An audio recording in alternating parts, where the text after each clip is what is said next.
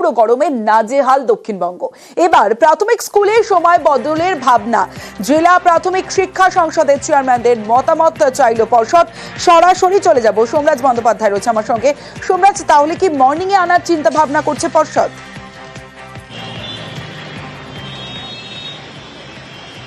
না দেখো, এমনিতেই বেশ কিছু প্রাথমিক স্কুল সেগুলি মর্নিং সেশনেই চলে, কিন্তু এরকমও কিছু প্রাথমিক স্কুল রয়েছে যেগুলি ডে সেশনে চলে। আর এই ডে সেশনে স্কুলের সময়সীমা বদল করে সকালে নিয়ে আসা হবে নাকি তা নিয়ে বিভিন্ন জেলার ডিপিএসসি চেয়ারম্যানদের থেকে জানতে চাইল প্রাথমিক শিক্ষা পর্ষদ। প্রাথমিক শিক্ষা পর্ষদের তরফে ইতিমধ্যেই চিঠি দেওয়া হয়েছে বিভিন্ন জেলার ডিপিএসসি চেয়ারম্যানদের থেকে।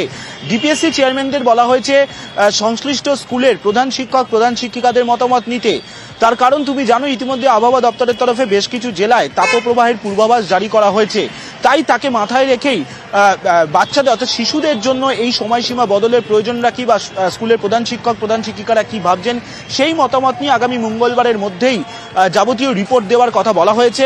প্রাথমিক শিক্ষা পর্ষদের সভাপতি গৌতম পাল আমাদের জানিয়েছেন যে তারা মনে করছেন মঙ্গলবারের মধ্যেই কোনো একটা সিদ্ধান্ত নিয়ে নিতে পারবেন। বিশেষ করে এপ্রিল মাসে গরম আরও বাড়বে তেমনটাই আবহাওয়া দপ্তরের পূর্বাভাস রয়েছে।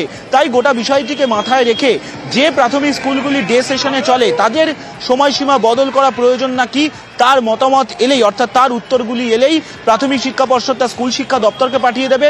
স্কুল শিক্ষা দপ্তরের তরফে চূড়ান্ত সিদ্ধান্ত নিলেই পর্ষদ তা বিজ্ঞপ্তি আকারে জারি করবে। কিন্তু সেক্ষেত্রে কি সিদ্ধান্ত নেওয়া হবে তা পর্ষদ সভাপতি বলছেন মঙ্গলবারের মধ্যেই তারা মনে করছেন কোনো একটা সিদ্ধান্ত নিয়ে নিতে পারবেন। বেশ সোমরাজ।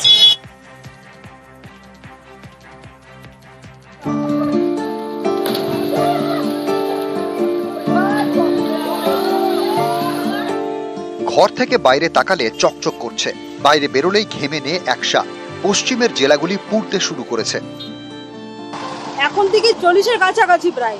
আগামী দিনে যদি আরো 45-46 ছাড়িয়ে যায় মানুষ বাঁচবে কি করে? স্কার্ফ নিয়ে বেরোতে হচ্ছে বাড়ি থেকে, তারপরে মুখের রুমাল নিয়ে বেরোতে হচ্ছে, মানে দুপুরে পরে বেরোনোই যাচ্ছে না। বাচ্চাদের কষ্ট প্রচন্ড বেশি।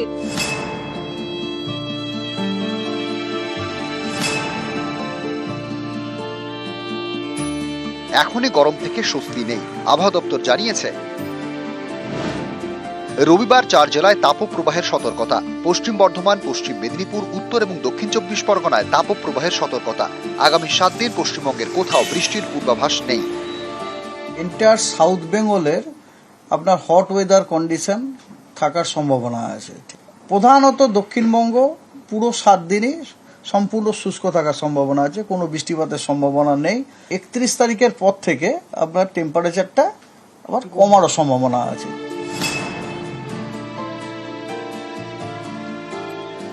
শুক্রবারই গরম 40 পেরিয়েছে বাঁকুড়া ঝাড়গ্রামে। শনিবারও ছবিটা বদলায়নি।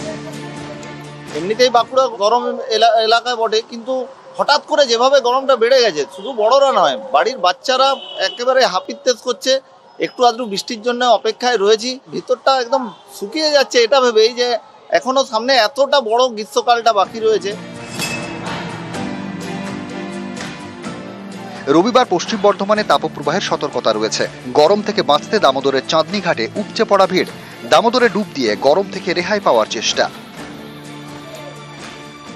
আজকে অনেক গরম, আমরা সব বন্ধুরা মিলে এখানে এনজয় করতেছি তেরাপুরে।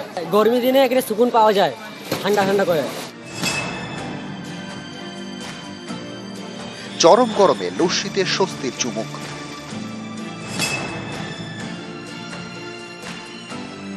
গরমে হাঁসফাঁস করছে পশ্চিম মেদিনীপুর।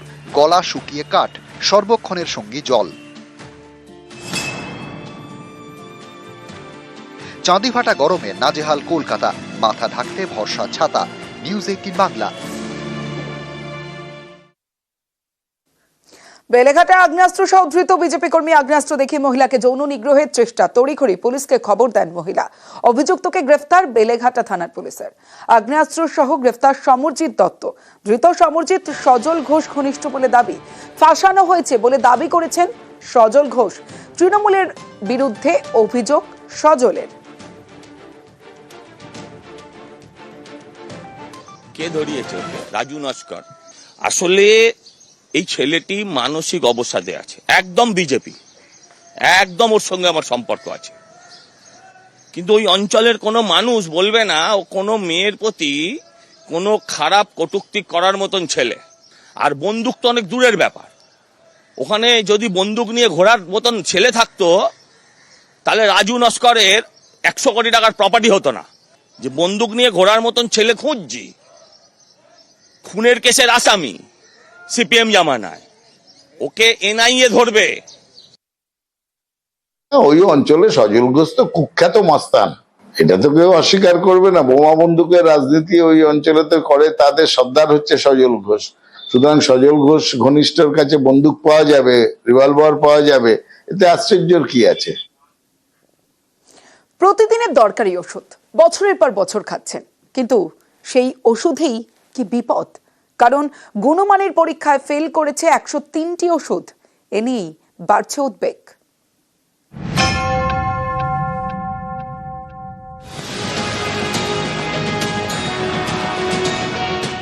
জানুয়ারির পর ফেব্রুয়ারি আবারও ড্রাগ কন্ট্রোলের পরীক্ষায় ফেল শতাধিক ওষুধ। নামি দামি কোম্পানির 103টি ওষুধ ও স্যালাইন গুণমানের পরীক্ষায় পাশ করতে পারেনি। এর মধ্যে 27টি ওষুধের পরীক্ষা হয়েছে রাজ্যের ল্যাবরেটরিতে। বেশিরভাগ ওষুধে মিলেছে ক্ষতিকারক ব্যাকটেরিয়া, কয়েকটি ওষুধে শুধুই পাউডার। যদি ব্লাড প্রেশার ওষুধ নিম্নমানের হয়, ব্লাড প্রেশার কন্ট্রোল হবে না। যদি অ্যান্টিবায়োটিক নিম্নমানের হয়, সেক্ষেত্রে ইনফেকশনগুলো কন্ট্রোল হবে না, পেশেন্টের প্যারামিটারগুলো খারাপ হয়ে যাবে, মৃত্যু পর্যন্ত ঘটতে পারে।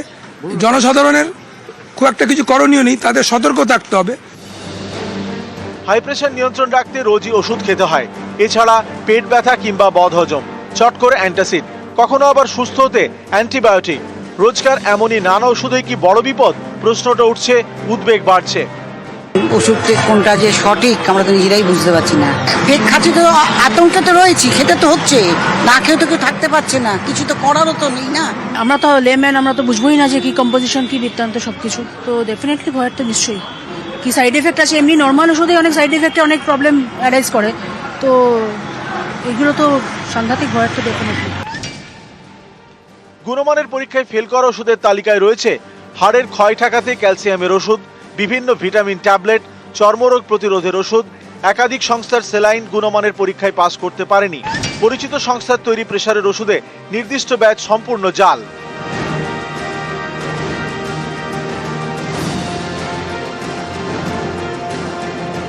ওষুধের গুণগত মান রোগীর পক্ষে জানা সম্ভব নয়। কোন ওষুধ ফেল করেছে সেটা রোগীর পক্ষে জানাও সম্ভব নয়। তাহলে কি হবে? আতঙ্কে অনেকেই।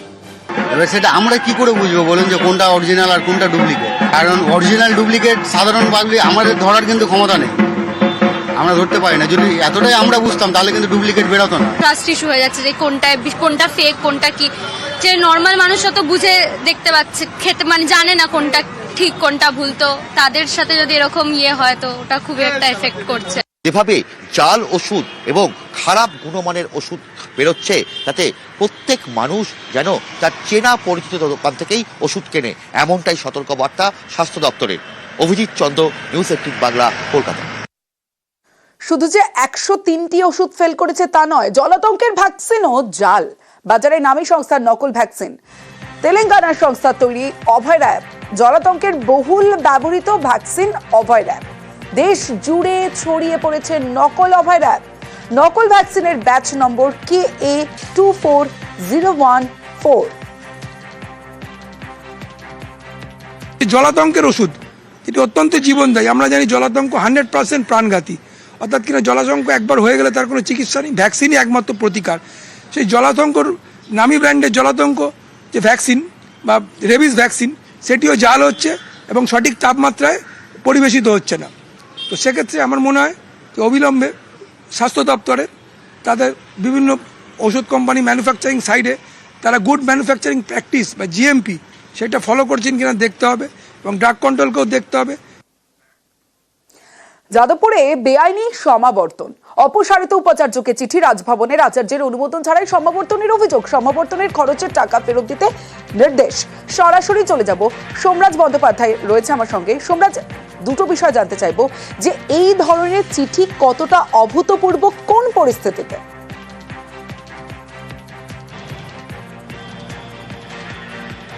দেখো, অবশ্যই অভূতপূর্ব বা অবশ্যই গুরুত্বপূর্ণ চিঠিও বলা যায়। তার কারণ একজন আচার্য চিঠি দিচ্ছেন, যিনি বলছেন যে যাদবপুরের বিশ্ববিদ্যালয়ের সমাবর্তনই বেআইনি। কেন বেআইনি বলছেন? তার কারণ হচ্ছে আচার্যের অনুমোদন নেওয়া হয়নি এই সমাবর্তন অনুষ্ঠান পরিচালনা করার জন্য। যদিও প্রাক্তন উপাচার্য ভাস্কর গুপ্ত তিনি স্পষ্ট বলছেন যে কোনো বেআইনি কাজ বিশ্ববিদ্যালয়ে হয়নি এবং হবেও না, এবং তিনি এটাও বলছেন যে এই ধরনের চিঠিকে তিনি গুরুত্ব দিচ্ছেন না। যদিও চিঠিটি বিশ্ববিদ্যালয় কর্তৃপক্ষকে পাঠানো হয়নি, চিঠিটি পাঠানো হয়েছে প্রাক্তন উপাচার্য ভাস্কর গুপ্তকে। তার কারণ তিনি সমাবর্তন পরিচালনার দায়িত্বে ছিলেন গত 24শে ডিসেম্বর। শুধু তাই নয়, বিশ্ববিদ্যালয়ের ফান্ড থেকে এই সমাবর্তন পরিচালনার জন্য যে খরচ হয়েছে, সেই খরচের টাকা ভাস্কর গুপ্ত তিনি তার নিজের অ্যাকাউন্ট থেকে দেবেন বিশ্ববিদ্যালয়ের ফান্ডে, আর যদি না দেন তাহলে তার পরবর্তীও পদক্ষেপ নেওয়া হবে। আচার্যের অনুমোদন নিয়ে রাজভবনের তরফে এরমই চিঠি যাদবপুর বিশ্ববিদ্যালয়ের প্রাক্তন উপাচার্য ভাস্কর গুপ্তকে দেওয়া হয়েছে। বেশ, আমি এটা কোনো গুরুত্বই দিচ্ছি না, কারণ এই কাণ্ডটি আপনি আগেও করেছেন। সরকারকে আমি জানিয়েছি, আমার মনে হয় সেটাই আমার করণীয়। এবার যা করার তারা করবেন, তারা আমার থেকে যে কোনো সহযোগিতা চাইলে নিশ্চয় করবো। শিক্ষামন্ত্রীকে জানিয়েছেন? হ্যাঁ, জানিয়েছি। আচ্ছা, আপনার মনে হয় যে বেআইনি কোনো কিছু অত সহজে করা যায়?